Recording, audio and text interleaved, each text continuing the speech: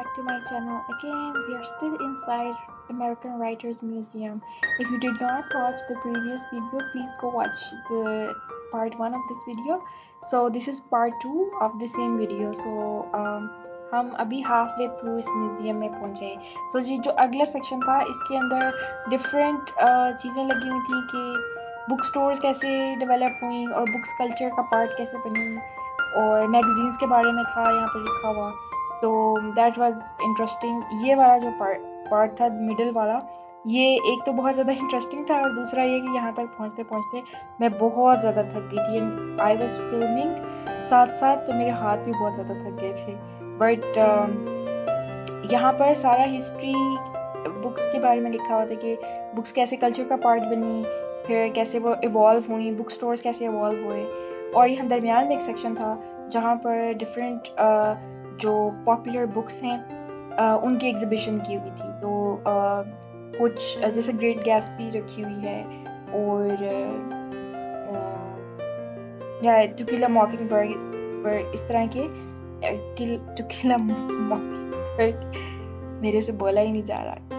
तो खैर इस तरह से लिखा हुआ था. अगला जो सेक्शन था वो बहुत इंटरेस्टिंग था. It was foods of trades, जिसके अंदर डिफरेंट राइटर्स ने कौन कौन सी चीज़ें यूज़ करते हुए लिखा था उनकी लिखी हुई थी. लाइक उनके टूल्स पड़े हुए थे कि उन्होंने कैसे पेपर पेन पे लिखते थे या टाइपराइटर पे लिखते थे या लाइक एवोल्यूशन वो सारी दिखाई हुई थी. सो देयर वर राइटर्स जिनके जो जी की निब से लिखते थे. और मुझे याद है कि हमने बहुत बचपन में ख़ताती सीखने के लिए ये इस तरह की निब्स जो दवात में डबो कर लिखते थे वो वाली जी की निब्स होती थी और बी की निब्स होती थी, तो वो पढ़ी हुई थी. And most writers were writing with typewriter. और यहाँ पर टाइपराइटर्स की सारी हिस्ट्री भी लिखी हुई थी. हाउ द क्यूवर्टी जो कीबोर्ड है वो कैसे डेवलप हुआ वो पढ़ा हुआ था, वो लिखा हुआ था. एंड डिफरेंट राइटर्स ने कौन से टाइपराइटर्स यूज़ किए वो लिखे पढ़े हुए थे. सो ये सेक्शन बहुत इंटरेस्टिंग था.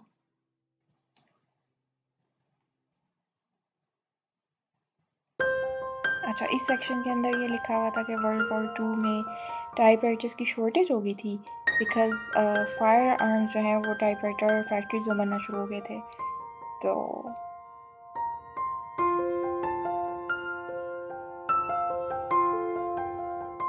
यहाँ पे देखें डिफरेंट राइटर्स के डिफरेंट टाइपराइटर्स हैं.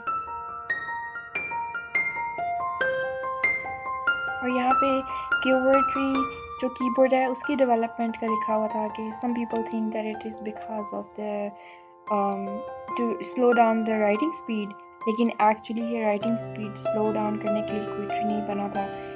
इसका कोई बाइनरी कोड या इससे ताल्लुक़ था, लेकिन वो coding system I think telegraph send करने से कोई ताल्लुक़ था. टेलीग्राम और telegraph I am not sure. So इसलिए ये डेवलप हुआ था और लेटर ऑन वो सिस्टम ख़त्म हो गया. लेकिन कीवर्ड्री जो कीबोर्ड स्टाइल है that stayed. I am not sure if it's true और नॉट, यहाँ पे लिखा हुआ था. सो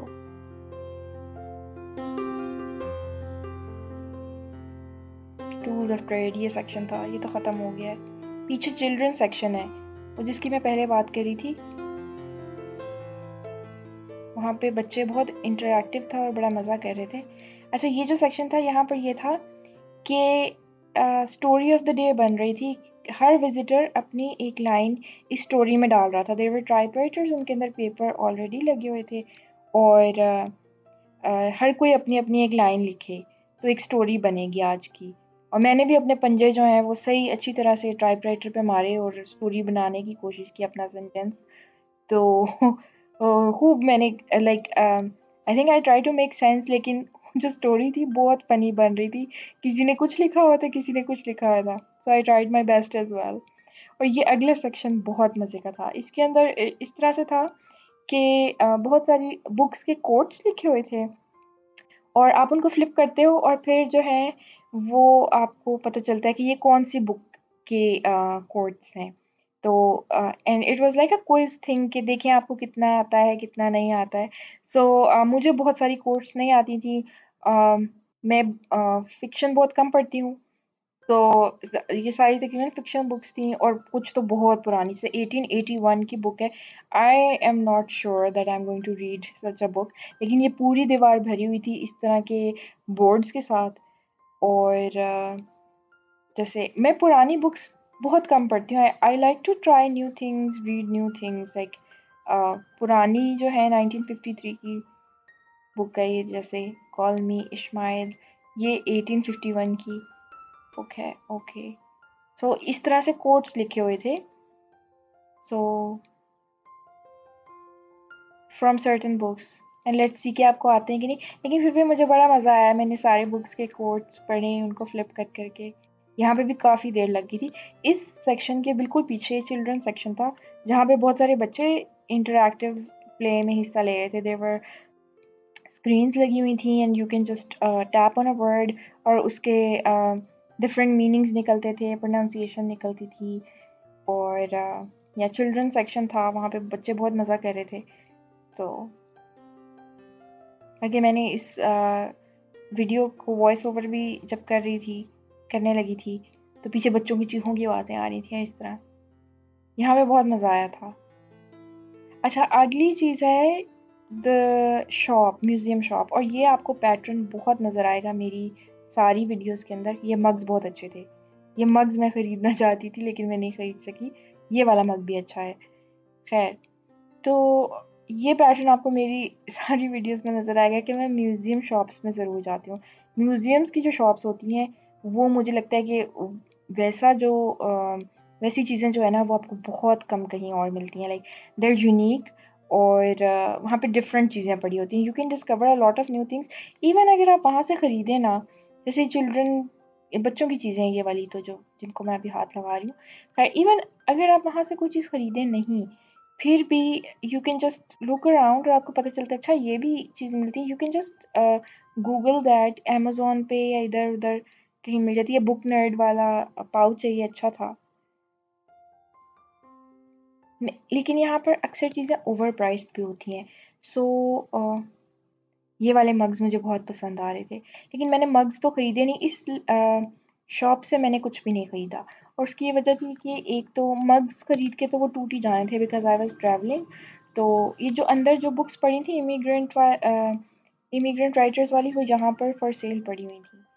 लेकिन म्यूज़ियम शॉप्स में अक्सर चीज़ें ओवर प्राइस्ड होती हैं। तो यू कैन जस्ट सी के इफ़ यू लाइक समथिंग, तो there are some new discoveries जो आपको पता चलती हैं कि अच्छा है मुझे तो पता ही नहीं था ये चीज़ भी एग्जिस्ट करती है। So that is something very like मेरे लिए बड़ी प्लेयरेबल चीज़ होती है। मज़ा आता है देख के। सो पता नहीं कंग्रेचुलेशंस क्यों लिखा हुआ है। खैर, ये कार्ड्स हैं आई गेस, और पोस्ट कार्ड्स हैं शायद। मैंने यहाँ से कोई पोस्ट कार्ड भी नहीं लिया क्योंकि मुझे लग रहा था अगर मुझे मेमोरी सेक के लिए कुछ रखना है। आई थिंक मैंने इसकी टिकट संभाल ली थी इस म्यूज़ियम की। सो वरना मैं हर जगह से पोस्ट कार्ड ले लेती हूँ, लेकिन इस म्यूज़ियम की क्योंकि मैंने टिकट ख़रीदी थी तो आई वाज़ लाइक चलो मेमोरी के लिए टिकट ही काफ़ी है। यहाँ पे कुछ यूनिक बुक्स भी पड़ी थी, राइट ब्रेन। आई थिंक ये राइटिंग एक्सरसाइज करने के लिए होगा, हाँ। और ये कुछ नोटबुक्स थी और कुछ और बुक्स।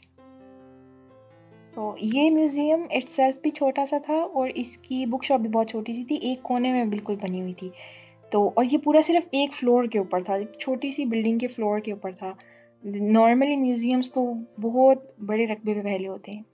तो ये कुछ ज्वेलरी थी, नॉर्मली जो गीकी ज्वेलरी होती है या नर्ड ज्वेलरी टाइप, वो मैं नहीं पहनती, ना मैं वो ख़रीदती हूँ।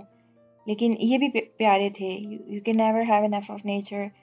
ये बटरफ्लाई वाले और डिफरेंट इंसेक्ट्स वाले इयररिंग्स, और इस तरह के जो नेकलेसेस हैं, जैसे लाइब्रेरी का कार्ड बना हुआ है, वो टाई थी जिस पे लाइब्रेरी कार्ड बना हुआ है, वो मैं कम ही पहनती हूँ। I don't think I wear that, तो इसलिए फिर मैंने नहीं ख़रीदी। वैसे देखने में it looks cool.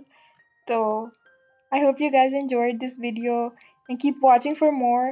Thank you so much. And bye bye.